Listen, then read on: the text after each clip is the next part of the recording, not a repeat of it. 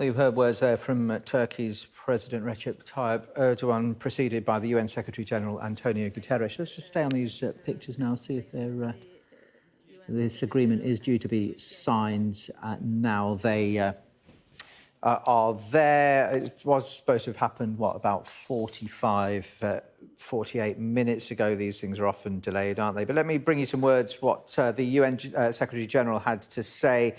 Beacon of hope and relief he talked about on the possibility too on the Black Sea. The Black Sea, beacon of hope, he said, was shining bright. He praised the determination and persistence of Turkey to broker and indeed secure this deal, which is about to be signed now.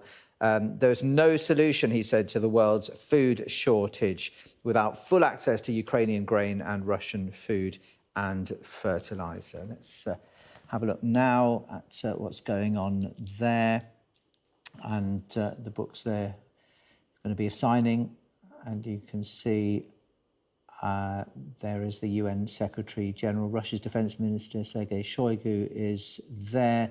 Ukrainian Infrastructure Minister too, as well as Turkey's President. And the man you're looking at in his orange tie there, that is the UN Secretary-General.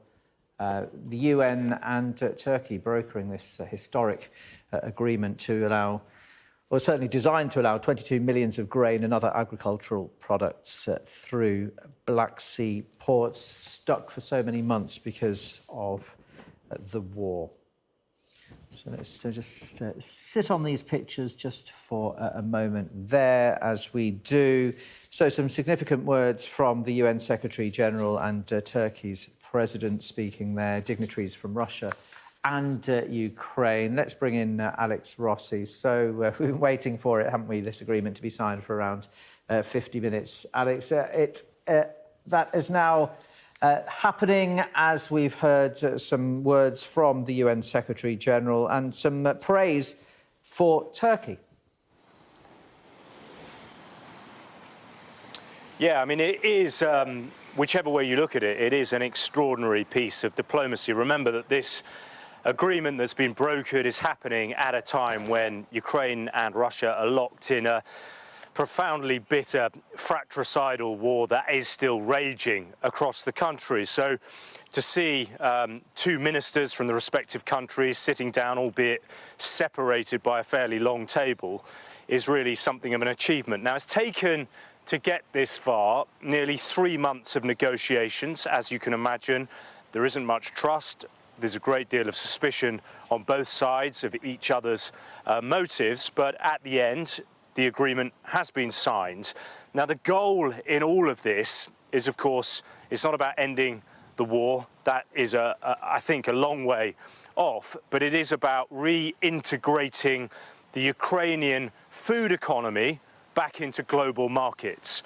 Now, something like 22 million tons of grain is currently trapped in silos in Ukrainian ports, primarily the Ukrainian port city of Odessa, and it can't get out because of a naval blockade that Russia has put in place since it launched its invasion on the 24th of February. Now, this agreement is very focused, but what it should mean in time, and according to senior UN officials, it could be as soon as 10 days, perhaps 2 weeks, when we see the first ships leaving with grain. But it should mean eventually, and to get fully working, it perhaps might take a month because it is a big logistical challenge. But you could see something like 5 million metric tons of grain leaving Ukrainian ports, heading through the Black Sea and into Turkish waters through the Bosphorus, where it will be distributed around the world, particularly to countries in the global south, which are really facing inflationary pressure as a result of the cost of living crisis,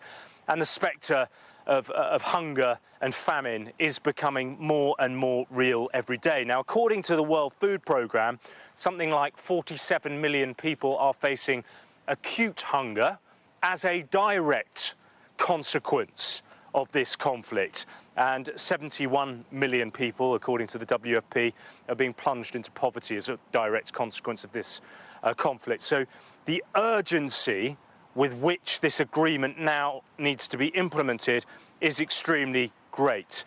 Now, it is a day of hope. It is a day of optimism. You heard the Secretary General, Antonio Guterres, speaking there, talking about a beacon of hope on the Black Sea. But there are caveats in all of this.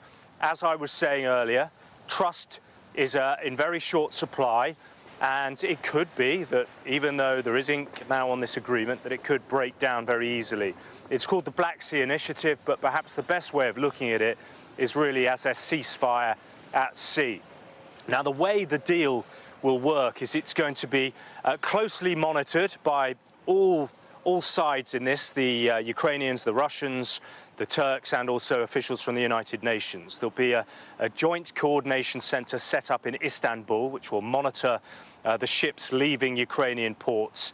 But crucially, and this was a sticking point in the negotiations, particularly for Moscow, there will be physical inspections of ships heading back to Ukrainian ports to make sure that there won't be any weapons on board those ships that Ukraine could use to prosecute the war. So that's kind of where we are at it. But of course, as I was saying, it could break down. But I think it's fair to say that this is a big moment, and it is a moment of hope. We'll certainly see what happens, won't we, Alex? Thank you very much indeed for being with us for the last hours. We've watched a moment of history, haven't we, in Istanbul there, this historic agreement to certainly try to get millions of tonnes of grain moving from Ukraine.